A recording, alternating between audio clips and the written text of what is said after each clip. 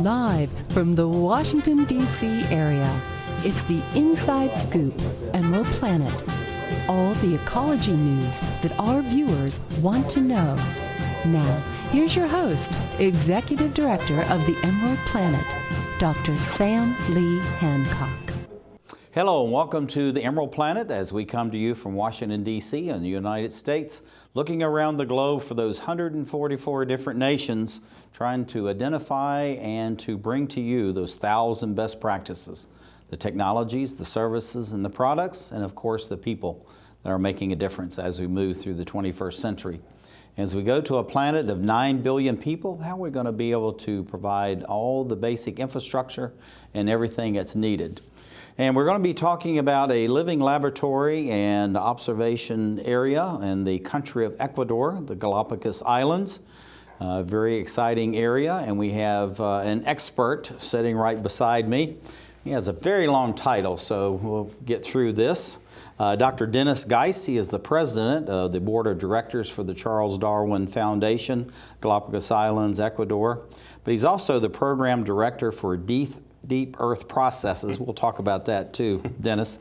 Division of Earth Sciences at the National Sciences area. So Dennis, welcome to the Emerald Planet. Thank you. I'm honored to be here. Glad to have you out with us, and it's everything you're doing is exciting. I'm not even sure how we'd even start, but let's talk about what you're doing in the Deep Earth Processes, and what does that really mean? Yeah, I'm a 2-year visiting scientist at the National Science Foundation, the U.S. National Science Foundation. So it's a federal government independent agency that funds basic research, most of the basic research in the United States. And so in my position, basically, it's to direct the program of deep earth processes, which means volcanoes, earthquakes, things that happen at high temperatures underground. If we can bring this first slide up, we have a very dramatic image of Dennis out there trying to go swimming in a volcano, but I'm not sure who's going to win in this one, but this is a very dramatic photograph you have there. And how does that really relate to the work you're doing at the Charles Darwin Foundation and the Research Center? My profession is volcanology. I study volcanoes all over the world, and particularly those of the Galápagos Islands. I started studying volcanoes in the Galápagos in the early 1980s, and in fact, just 4 weeks ago, I was in the Galápagos sailing around a volcano that was erupting at the time. So these are going on, and they actually have live volcanoes then in Galápagos Islands? Yeah, on average there's an eruption every 2 or 3 years in the Galápagos. They're active volcanoes. So these islands then, they're evolving, changing, morphing at all times then? Oh yeah, and that's really the basis for the unique life forms in the Galápagos, because new islands form and populations of animals colonize those islands. Populations of animals and plants colonize those islands and form new life forms as new islands develop. Mm-hmm. Well, that leads right into this next question here as far as why the Galápagos Islands are so special, and why are these different from Hawaii, which has volcanoes, Tahiti as an example? Well, we're very fortunate that Ecuador is the best preserved tropical archipelago in the world. Most of the species that were there when Darwin visited in 1835 still exists. And this is unlike islands like Hawaii and Tahiti, where there have been substantial numbers of extinctions due to humans introducing new organisms and habitat destruction and things like that. So the Galápagos are the best preserved islands, and Ecuador has also had the foresight that most of the islands are uninhabited. They're wilderness islands, so there's no human inhabitants, and so they're likely to stay in their natural pristine shape. Again, unlike almost every other tropical island on the planet. Now, these are quite isolated. They're out in the middle of the ocean. Tell us about the distance from Ecuador out, and then how do you get there, and the logistics of being in such a place like the Galápagos Islands. Yeah, the Galápagos are about 1,000 kilometers west of the country of Ecuador. They're right on the equator. 1,000 kilometers, about 600 miles. Mm-hmm. So it's about an hour and a half plane flight from the continent. And right now, when I started working there were about 3 or 4 flights per week to the Galápagos, and now there's 4 or 5 flights per day going into the Galapagos. So it's absolutely routine. You can go on the internet and buy a plane ticket from the continent of Ecuador to Galapagos. Oh, and we're going to talk about that in a little bit, the impact of all this development that's going on there. But most people think of the Galapagos as, again, we talked about the isolation, being far away from the mainland, and that you have all these exotic plants and animals, many of which you talked about, Dennis, have been there, you know, since the beginning of time. But also, actually, that's an active area where people live. There's towns there. Yeah. And so tell us a little bit about who is living there, how did they get there, and how long, and what's been the impact as far as having people actually living on these islands on a full-time basis? Sure. There are four of the islands are colonized, are inhabited by humans. Most of the population is in one town that serves as basically the tourist base for Galapagos. There are, I believe at last count, between 30 and 35,000 permanent residents. During the middle of the 20th century, it was a combination of Ecuadorians, people from the continental Ecuador who moved to Galapagos, and Europeans who moved there. There was a substantial European colony there in the middle part of the 20th century. And since then, most of the immigration has been from continental Ecuador, and largely to serve the tourist industry, which is basically an economic boom, and has been. It's been a growing industry for the past couple decades. Now, looking at the Europeans, I didn't realize, because I thought they were mostly everybody, the ones I've met have all been from Ecuador, and they're very old line families. Sure. Some of them are the original settlers that went on these islands. Yeah. So what were the Europeans doing there, and why did they actually end up settling there? Oh, yeah. Well, there were a number of political events in the middle part of the 20th century in Europe that a lot of people found unpleasant. And so a variety of people from France, Germany, Belgium, Norway moved to Galapagos to form a new life because they found that civilization, they did not appreciate the civilization as it was going in Europe at the time. At that time it was isolated enough they felt like they're at almost the edge of the earth, and that civilization hopefully would not follow them. Absolutely, and they lived an extremely difficult existence, trying to forge a life in the Galapagos. So all that is, as we know, has changed. What are some of the main threats to the Galapagos Islands, and what's being done about that, and what do you see for the future of such threats? And let me expand that a little bit, if you don't mind, Dennis. Yeah. And how do we take those threats, study them, and make sure maybe this is not happening in other places around the globe? Yeah. By far the greatest threat is the introduction of organisms that are alien to the islands, in particular plants and insects. Historically, goats, pigs were a big problem in the Galapagos, but they've been successfully largely eradicated, or they've been completely eradicated from the wilderness islands. But really the insidious invaders are plants and insects. There are insects, for example, that are parasites on the native birds and are a terrible problem. There are there's plants that take over entire habitats. Blackberry, which I'm from the Pacific Northwest, and blackberry is a hugely invasive weed there. Mm-hmm. And just like on my ranch in Southwest Virginia, we have blackberries. You got to knock them back all the time. And they're starting to invade the Galapagos, and in all likelihood, if there weren't human controlling human intervention, they'd probably take over habitats and cause extinction of some of the native flora. Mm-hmm. Yeah. Looking at the main benefits of all this research that's going on, you're affiliated with the research station and all that work through the foundation. What are some of the benefits to a country like Ecuador that has, these world-class scientists and researchers going in, and then how does that extrapolated so it actually has benefit all the other countries around the globe, so that it's not just isolated to the Galapagos? Sure. Well, first of all, the Darwin Foundation runs the Darwin Station, which is a campus in the Galapagos, and we're one of the most important part of our missions is to work closely with the Ecuadorian government and the Ecuadorian people. Scientific capacity building, we have a long tradition of that. Over 2,000 Ecuadorian citizens have worked at the Darwin Station, working in the scientific enterprise. And that's a tremendous number. That's that's a real legacy, though. Oh yeah, no, it's a huge legacy, and one that we're very strongly dedicated to. And much of our scientific staff now are Ecuadorians who have originally started, say, in college doing research at the Darwin Station, but have gone on for international PhDs.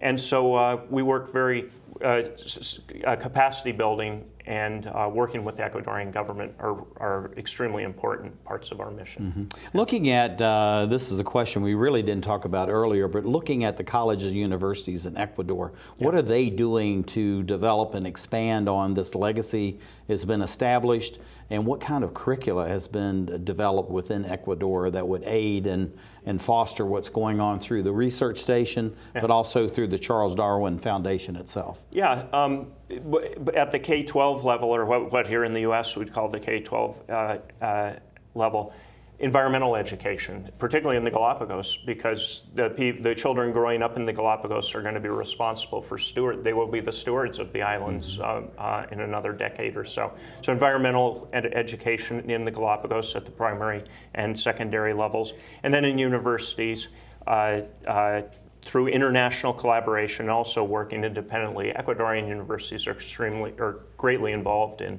research in the Galápagos Islands. Now, we've been showing some very exotic animals. I'm going to back up through here, some of which people are familiar with, others maybe not so familiar with, like this handsome young fella here. But tell us a little bit about some of the exotic animals there that's really important as far as study and see where we go in the future as far as protecting such animals. Right. Well, one of the things Darwin recognized is that reptiles are overabundant on ocean islands, and there's an underabundance of mammals. And that's because reptiles can survive the journey out. They can be accidentally displaced out to the islands. And once they get there, they're more likely to survive.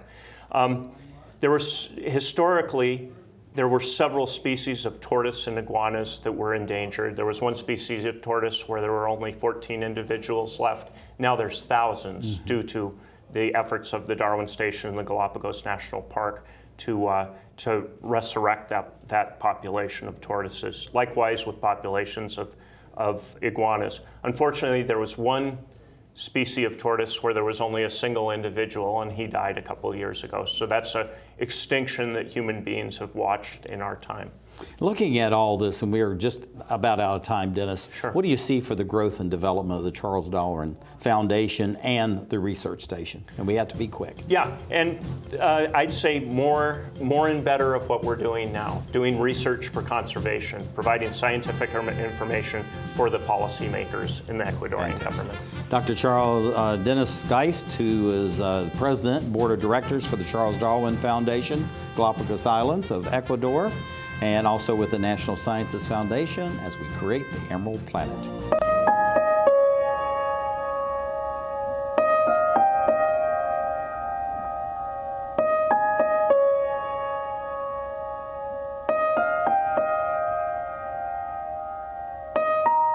Some dreams are universal.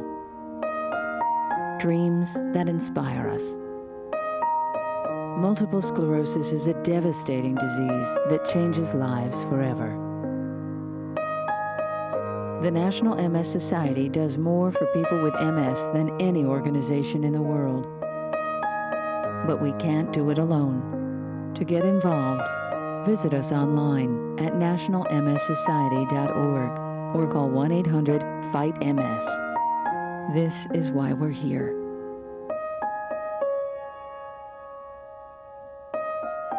Because nobody dreams of having multiple sclerosis.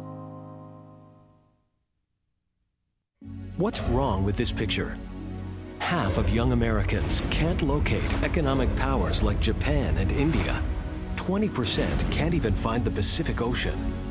Without geography, our children aren't ready for the world. Geography is everywhere. It's incredible creatures, rhythm, fashion, flavor. It's economics and politics. It's change. Understanding connections between people and places is critical in the 21st century. That's why we created mywonderfulworld.org, Go there now for your free parent and teacher action kits and give our kids the power of global knowledge.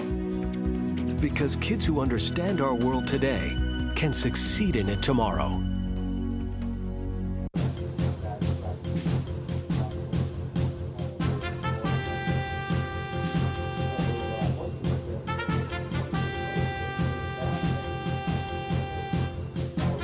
We're back to the Inside Scoop Emerald Planet.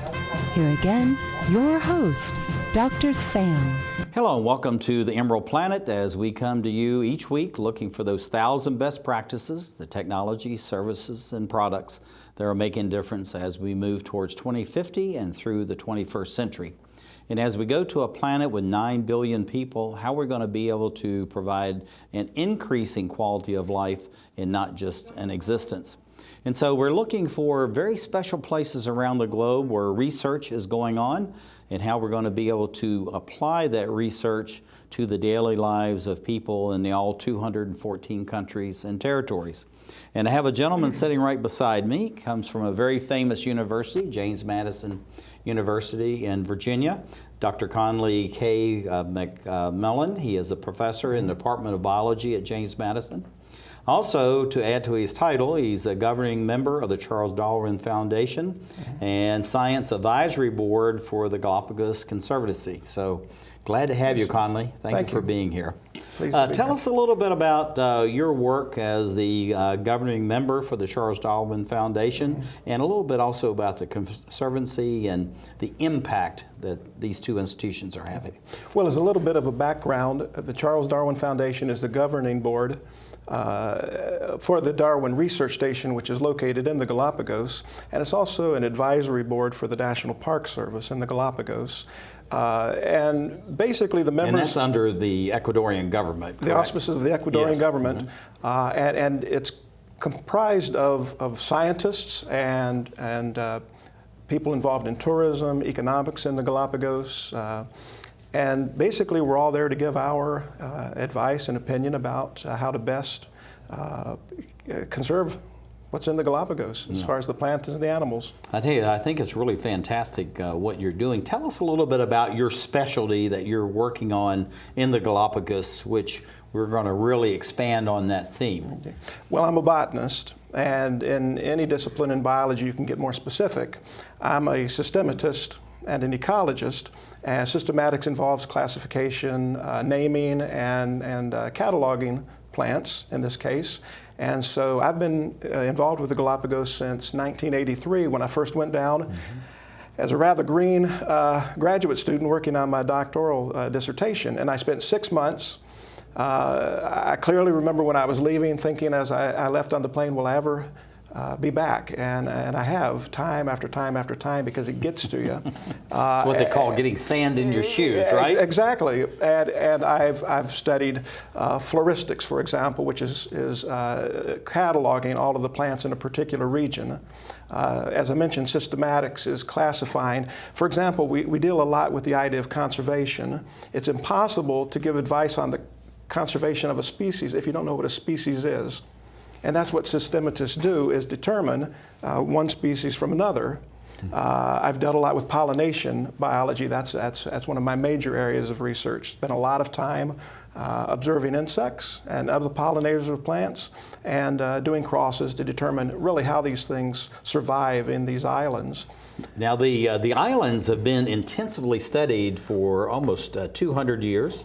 Yeah. And this is something that's ongoing, but yet my understanding is you're finding new species and new ways to catalog the species that you have there. Why is it taking 200 years on some very finite small islands to determine all the different species that are there? Well, I'll tell you, and if I can here again just give you a bit of background, the islands were discovered in 1535 by Tomás de Berlanga, a bishop of Panama. Now, when he reported back to the king of Spain, he said, this is a translation, I don't believe there's as much, enough land to plant even a bushel of corn because everything's covered with rocks. Well, that was probably the best statement that was ever given for the conservation of the Galapagos, because nobody wanted to come. I was going to say, nobody wanted to go. Nobody wants to come back. We have enough rocks where we are. We don't need any more. But you know, people did gradually come. They were visited by pirates, military vessels, and gradually by scientists. The first plants were collected in the Galapagos in 1795. And then Darwin, he collected 209 plants in 1835. 75% of those were new to the Galapagos. So it's kind of like, it's an old cliche, but an onion. You're peeling back these layers, and with each new scientist, there's still more to discover. And so I'm just part of a lineage of scientists who have come over the years. Going on. There's going to be fascinating discoveries for years to come. And I'm just a little part of that, and hopefully what I find and my colleagues can be passed on and used by other future scientists. Looking at this plant, normally we don't really talk about the slides that we have here, but it's just intriguing. Everything, this background that you've given us, very rich, good depth, and thank you for sharing all that. But what is this kind of plant, when you're studying this, you know, not a dissertation, but in a short way, what does this actually tell us? And then how do we extrapolate that, and how this may be applied around the islands to Ecuador or other places around the globe? Well, the plant you're looking at right now is one of 7 endemic genera in the Galapagos of plants. It means it's found nowhere else in the world. Now, most people have heard of the Darwin finches. Well, this is like a plant version of the Darwin finch. This is the genus Scalacea. They don't have beaks, so they don't differ by beaks, but they differ by their leaf shape and their leaf margins and their flower arrangements. And there are actually 19 different types of this genus. And one of the things Darwin noticed was they do differ from island to island, and that intrigued him and really got him involved in the beginnings of a science called biogeography, which is, why are the plants here? Where did they come from? How do they survive? And it's just and a how fascinating, they adapt to that specific the adaptation. Area, soil, water, air. Right? Yeah, it aided him because he knew these were similar in ways to mainland species, but they were different and different from island to island. So that's a beautiful plant. And this lovely picture right here, I have to say, this was another endemic genus, Darwiniothamnus. And this is Charles Darwin's great-great-great-grandson, Randall Keynes, and he was just so pleased when I showed him for the first time this shrub that was named for his famous relative. And I'll tell you what, this gentleman has the same investigative experience, feelings that his relative must have had. It's just incredible how you have these legacies and how you're bringing all these new generations. I understand there's over 2,000 of Ecuadorians that actually have gone through this whole process of the foundation and the research station. And that's if you just think of the ripple effect across Ecuador itself, that's a huge legacy that's being left behind. And one of the things that the Ecuadorian government insists on now is that scientists, visiting scientists, use Ecuadorian students as assistants. And some of my very best help has come from Ecuadorian college students, because they seem to realize, perhaps better than my own sometimes, what an opportunity this is to learn and to well, gain. and it's theirs. I mean, this is Ecuador. So when you step on there, you're in that country, even though it's an hour and a half flight away, in the middle of the ocean, it's still a part of that nation. So what are we looking at here? And it goes back to this rock notion, right? We just need to move these rocks around a little bit. Well, as you know, the islands are oceanic. They formed from a volcanic hotspot. So when this lava came up above the oceans, you've got sterile rock. So all life had to come from somewhere else, and this is Brachycereus, another endemic genus. It's a cactus, one of the early colonizers, and you can see how it can take hold on basically lava that's not that old, maybe a few decades old, maybe 100 years old.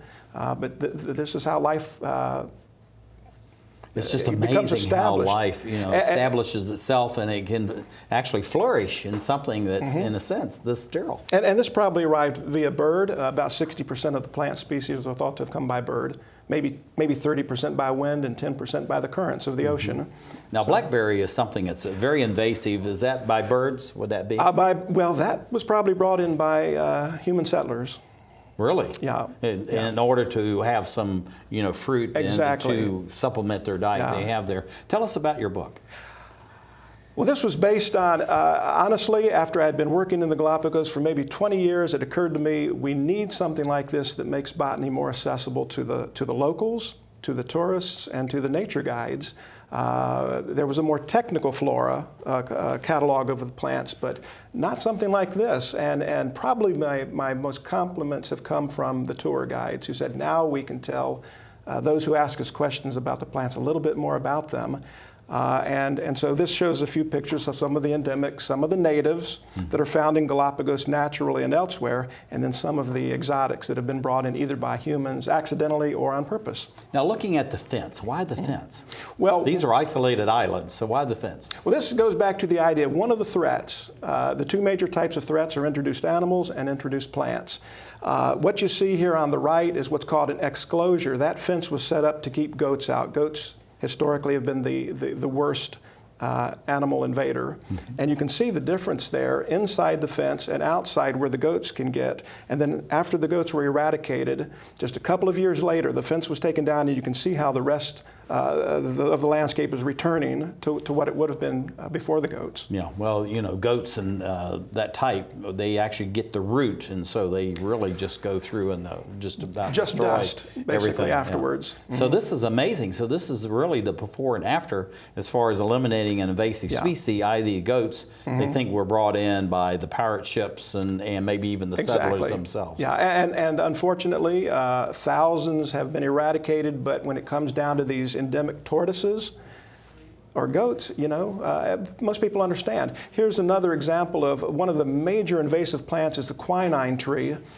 This is supposed to be an area called the Myconia zone, a plant that's found only in the Galapagos, but here it's being overrun by the cinchona tree.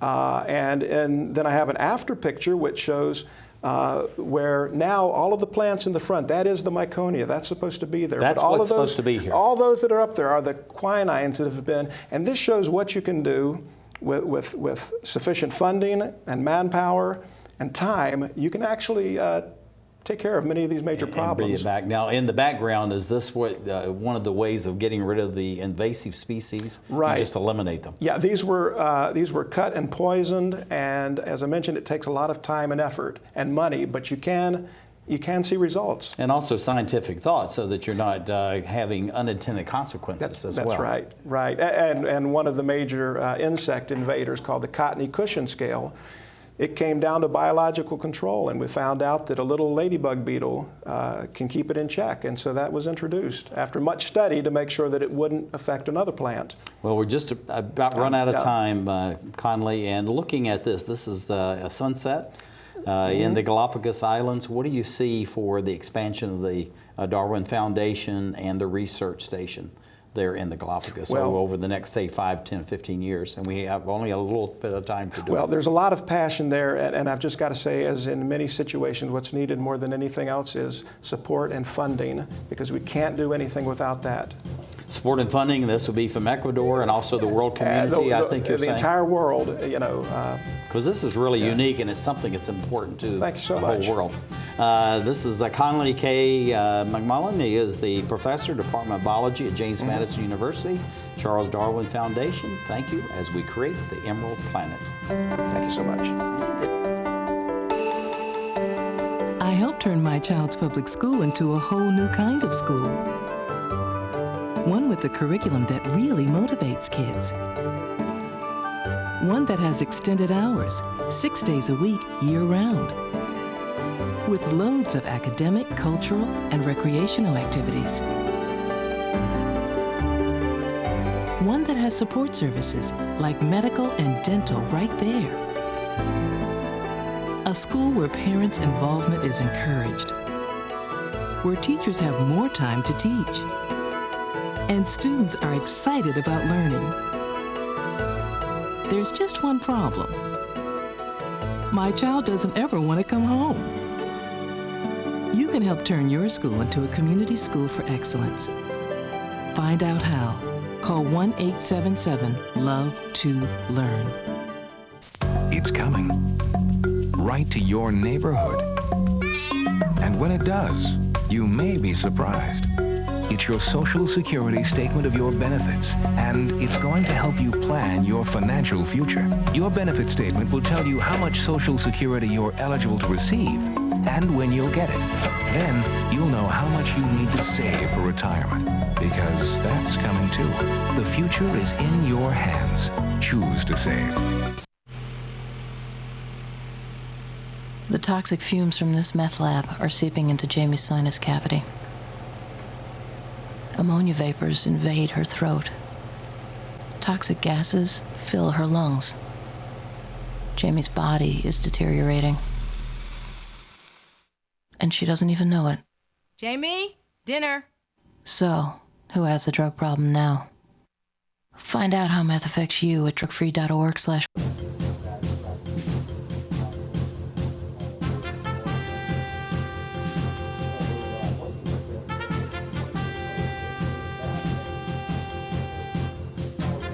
We're back to the Inside Scoop Emerald Planet. Here again, your host, Dr. Sam.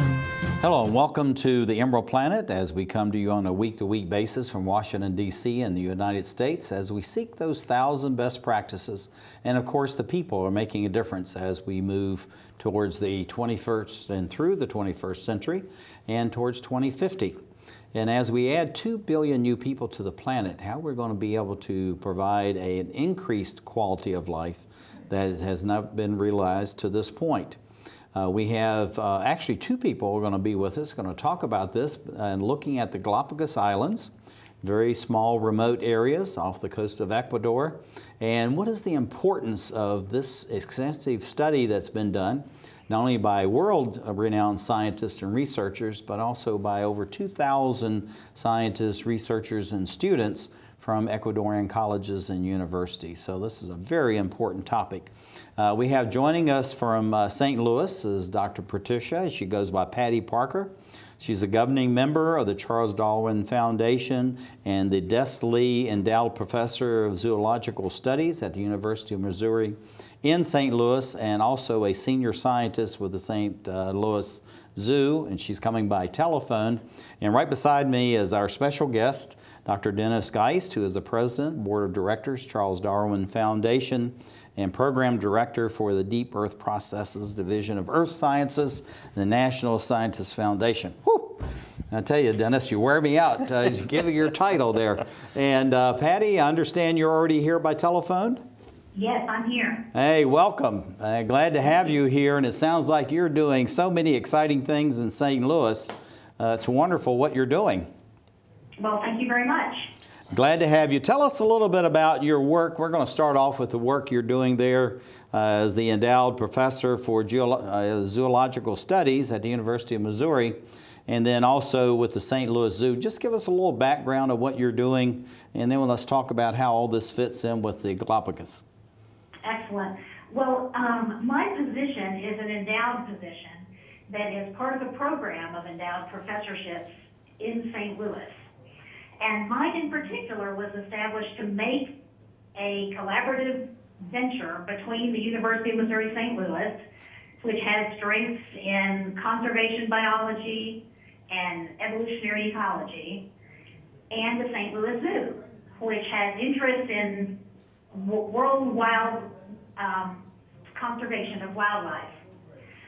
And so what I did with the funding that actually comes with this position is to work with the zoo and establish this research partnership in the Galápagos Islands, where I was already working, to look at the arrival of new pathogens to the islands. And so that's the foundation upon which, over these last 15 years, we've built a large program. Well, it's just incredible what you're doing. Of course, the University of Missouri is quite famous not only in the United States, but you have a tremendous number of international students that come there to study. So what is the linkage in the minds of the administration and the faculty and the students having the university there in St. Louis, but yet being willing to extend way beyond and go to a place like the Galápagos Islands? Well, I think when Des Lee first endowed these positions, he is the philanthropist who endowed the position that I hold. I think that he intended for it to benefit the citizens of St. Louis primarily. And so I think my convincing him that St. Louis with the resources in these two institutions, had so much to offer to other places outside of St. Louis, was actually a step towards internationalizing that endowed professorship program. It is true that the University of Missouri St. Louis has a very large number of international students, many of them attracted by the Whitney R. Harris World Ecology Center, which is endowed itself and funds stipends for a very large number of international graduate students. That's incredible. Do you have any idea about the number of countries from which these students are coming in to Missouri and St. Louis? I think we are at over 50 countries now. And even in my program in Galápagos, we have had 2 students from Ecuador who started with us as volunteers of the kind that your last guest mentioned, but then came to St. Louis to get their master's degrees and their PhDs. One is back now in a professorship in Quito. The other one is in Galápagos in her last field season for her PhD work. We've had 3 from Brazil, 1 from Mexico. There's 1 from Papua New Guinea who is in Galápagos right now, hoping to learn skills that she can then take back to her country, which is also a very special, highly endemized island system. We have a student from Madagascar in my research group, and we have 1 from Peru. And so even in just my research group, we have at least 7 countries. That's incredible. And Papua New Guinea, I actually lived and worked with the University of Papua New Guinea in Goroka, so I'm very familiar with all that. And that is a very unique country when you look at about 7 million citizens and about a third of the world's languages are in that one country. And you can be on one hilltop, the next hilltop's a different linguistic group. But exactly. Looking at the research that you're doing, Patty, how do you embed that, and how do you enrich and enhance what you're doing there in St. Louis? Well, we give a lot of talks about our work in St. Louis. The St. Louis Zoo actually just gave me their Marlin Perkins Conservation Award, which is bestowed by the Marlin Perkins Society, which is their highest level of donors. And so I think St. Louis is one of the most community-spirited and engaged cities that I've ever known, for sure. And so we are always interested in what each other is doing. We have partnerships with the other area institutions, Washington University, St. Louis University, the Missouri Botanical Garden, the Danforth Plant Science Center, and the St. Louis Zoo. And we all work together in training students who will then go back to their home countries and do great work. That's fantastic. Well, you know, we had Dennis sitting in the studio as our special guest in case we lose you by telephone. We're doing very well. So, Dennis, why don't you ask the next question? Yeah, sure. Hi, Patty. Great to talk to you. Hi, Dennis. I was wondering if you could describe one of your current research projects, one that you're focusing on currently. Sure. Well, right now, what we've done over the last 15 years is to, in a 4-institution partnership, so the 2 St. Louis institutions, the Charles Darwin Foundation, and the Galápagos National Park, we have surveyed all the major islands and looked at all the bird species, all the endemic species on all the major islands multiple times. And we've uncovered several new pathogens, some of them new to science, but many that were simply never known to have occurred there before. And the 2 that we're focusing on now are the avian pox virus and the plasmodium parasite that causes avian malaria.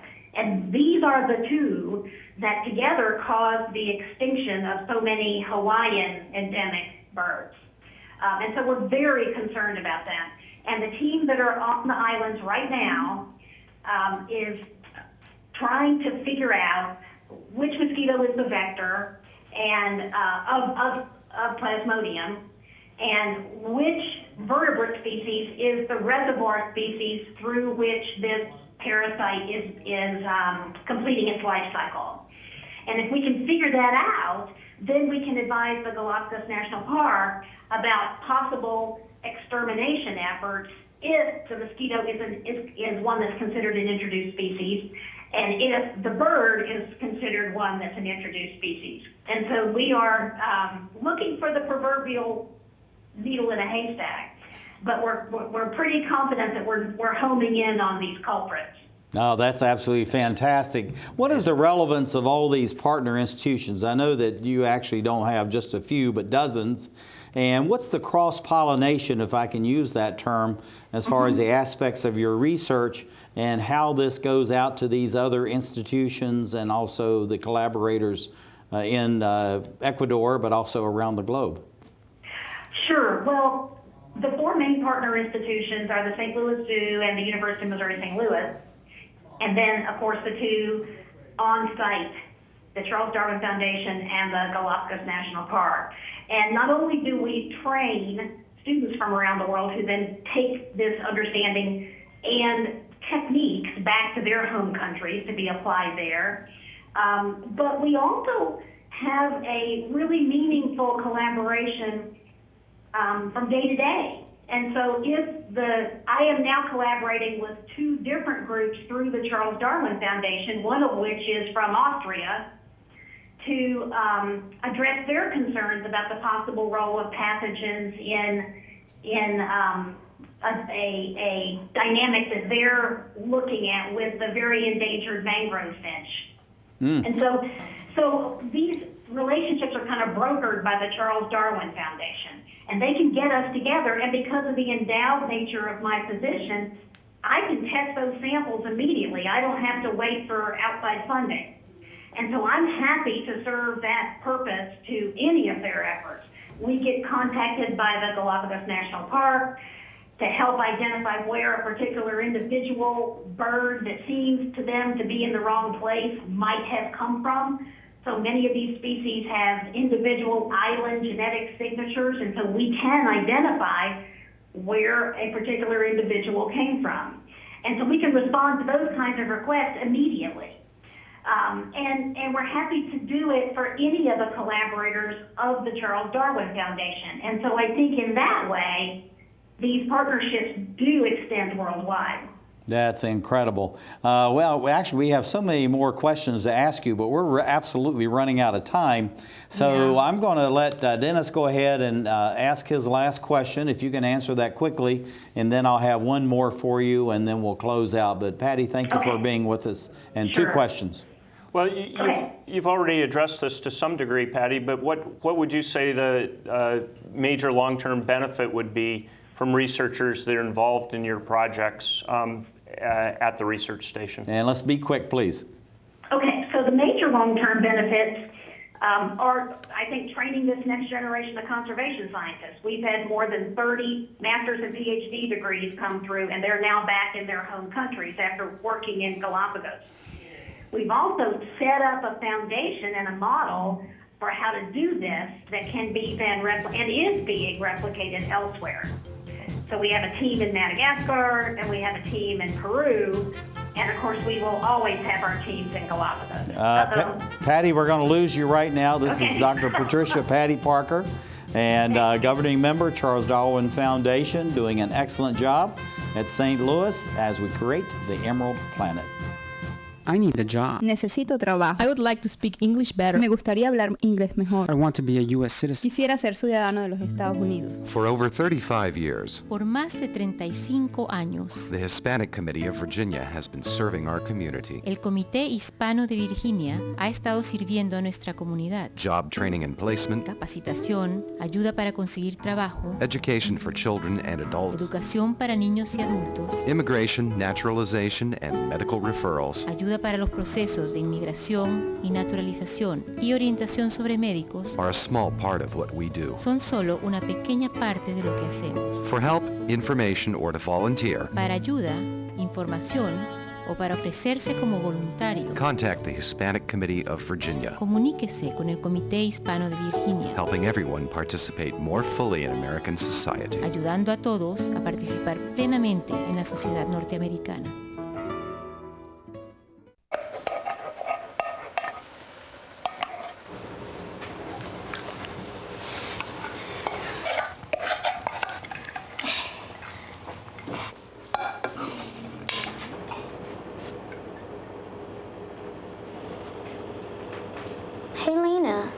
Where's yours?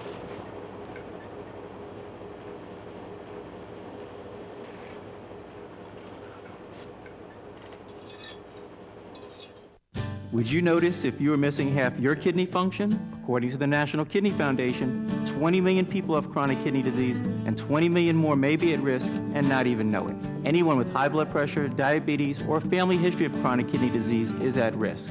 Early diagnosis is vitally important. To get the whole story, talk to your doctor and visit the National Kidney Foundation at kidney.org or call for a free brochure. Because when it comes to chronic kidney disease, you might not know the half.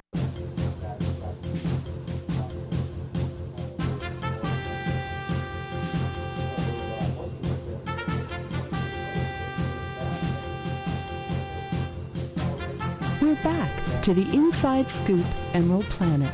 Here again, your host, Dr. Sam. Hello, I'm Dr. Sam Hancock, the President and Executive Director of the Emerald Planet. We come to you on a week-to-week basis from Washington, D.C. as we look around the globe in 144 different nations, looking for those 1,000 best practices, the technologies, the services, and the products that are making a difference as we move through the 21st century. And we're looking to share these many ideas and also the technologies and the products to, as we say, over 10,000 different communities around the globe so that people know exactly what they need to be doing and how they can do it within their own home communities, and to be able to have the best, but at the same time that are inexpensive, they're portable, and they can be replicated. And so we're talking about this very point as we're looking at the Galápagos Islands, a very remote area, but still extremely important as the body of knowledge to how we're going to progress through the 21st century to improve the living style for humankind, but all living creatures, flora and fauna on the planet.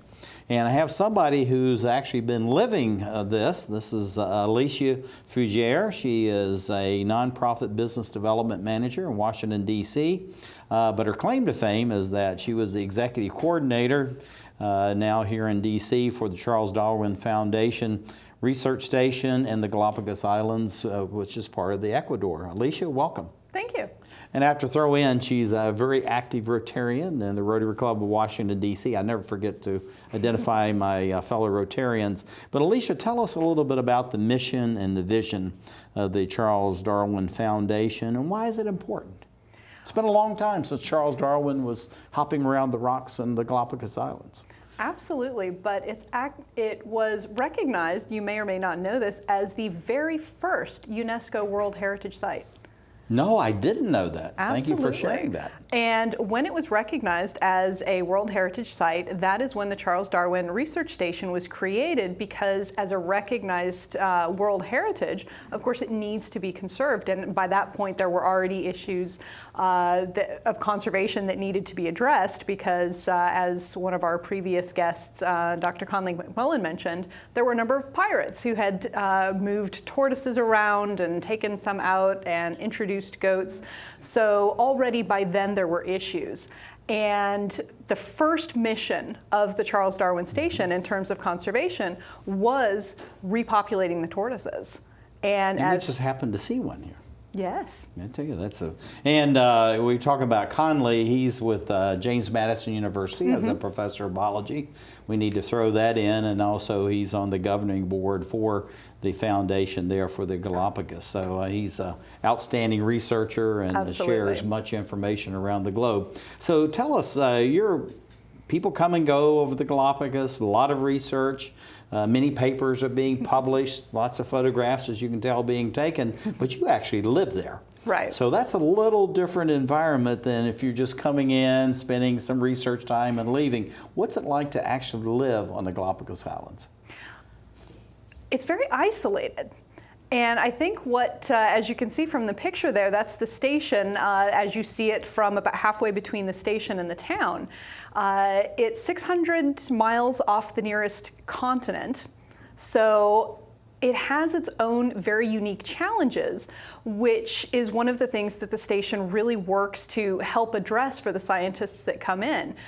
Internet is very limited. equipment has a huge failure rate because of both the salt in the air. Volcanic rock is hugely difficult to build on and to build with.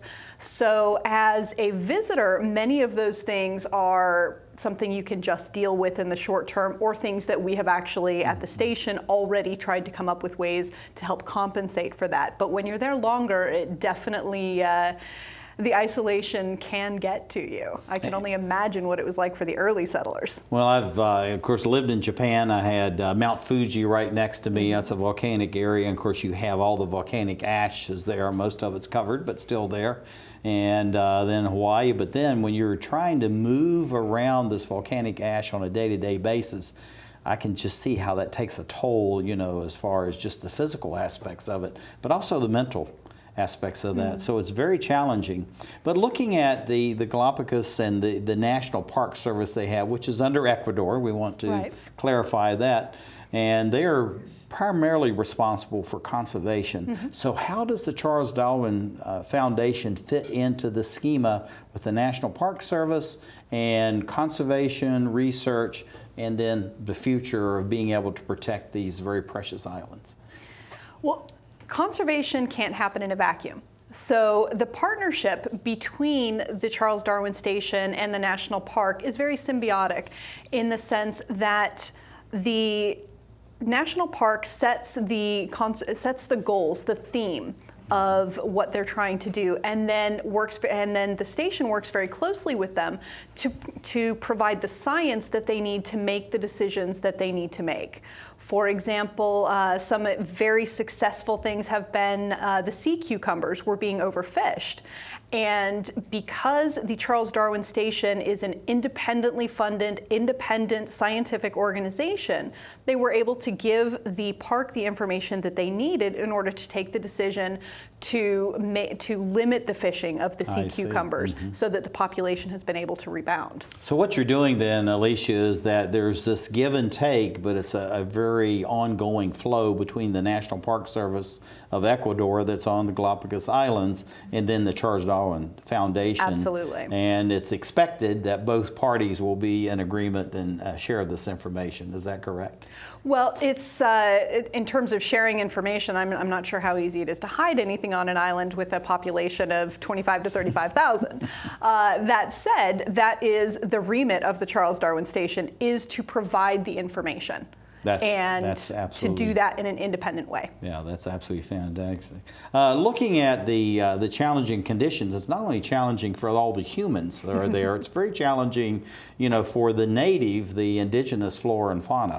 What are some of the challenges that the actually indigenous populations of the flora and fauna face, just by the nature of the isolation, but also just the geological formation of these islands? Well, one of the biggest challenges is, of course, water. There are very few freshwater sources in the Galapagos, and a lot of, for example, Puerto Ayora is the main town in Galapagos, and the only freshwater source on that island really is rainfall. And that comes down into the volcanic fissures, and so much of the water either is coming down in the rain or it's in brackish water. And so that is always an issue for all of the creatures, but so is invasive species.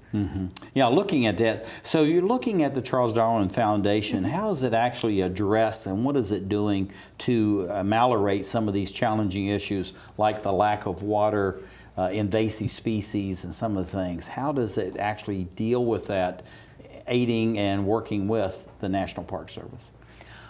Well, in a couple of different ways. First of all, the Charles Darwin Station has a wonderful convening power, just by nature of its name, the history that it has, and the context that it has managed to develop over the last 60, 70 years that it's been in place. So, for example, one of the issues with the invasive species would be the Phalaenopsis downsii, which is an invasive botfly from the Caribbean that probably came over on a boat. And the Charles Darwin Station, recognizing that these botflies are killing the Charles Darwin finches, and do so by So a fly is actually killing the bird. Absolutely. They invade the nest, Mm-hmm. and when they infect the birds, there can be an up to 100% mortality rate in the nestlings. So what the station has done is convened a huge group of people from all over the world to work on this. We have our own scientist, Dr. Charlotte Costin, who is leading that effort, but there are scientists from all over the world at different universities in the Galapagos who are looking to solutions to that, to then provide that information to the park to help with the conservation efforts to save these finches. Now looking at that, and this is something that I've asked other people about this, how do you extrapolate that and you share this information? You have these international experts coming in, you know, working with the Ecuadorians, of course, and then how does that get back out to the world to help people in, say, in the continent of Africa or other Latin American countries, so that if they have a similar situation or something that's not even similar, but all of a sudden there's a aha moment or there's a link to this, how does that get out there and help these other countries? Well, of course, all the scientists publish their papers, so there's going to be a great deal. It's called tenure at the university, yes. right? So there's a That's great a very deal of good that. thing. But we also have something called the Data Zone. And the Data Zone is a website, or a part of our website at the Charles Darwin Foundation, in which we publish the information from the studies that are being done to the species. All of the information that is coming out of the Charles Darwin Foundation then goes on to the Data Zone, which can be accessed worldwide. And from there, somebody looking at, say, fire ants can look to see what's going on fire ants in Galapagos, see who the scientist was, and then get in touch with that person as well. So it's a really great tool for sharing what we do. Well, it sounds like it's a very robust research tool that people anywhere in the world can access, and it's open to all that. Tourism. This is, I know this is an ongoing debate. It's been ongoing ever since Charles Darwin first stepped on there, and all the ships, and you know, it just keeps evolving. Now you've gone from 4 to 5 flights a week to 4 or 5 flights a day, more tourists. How is that impacting, and you know, as far as the geological and the ecological and even the economical situation of Galapagos, and what's being done that so that it becomes a positive, it's not just a net negative on everything that's there? Well, in these days, really tourism is necessary. You need the dollars. A government can't afford to fund something if nobody knows about it and nobody cares. So tourism absolutely funds conservation in the Galapagos. But there are a number of different ways that that can be a very symbiotic relationship. First of all, there are different tour operators that partner with the station. Lindblad National Geographic has a partnership on a cruise where they actually help the station by using the boats to take teachers around to learn about the islands. They also take our scientists. And there are multiple projects that involve citizen science, where the tourists themselves can help contribute to different projects, to different monitoring things that are happening. And then also they are one of the largest funders for the Charles Darwin Foundation. So it can be very symbiotic. Well, this is Alicia sitting right beside me, Fougere, and she's a nonprofit business development manager in Washington, D.C., formerly the Foundation Research Station Executive Coordinator. Very nice title. And thank you for being with us and sharing all that. And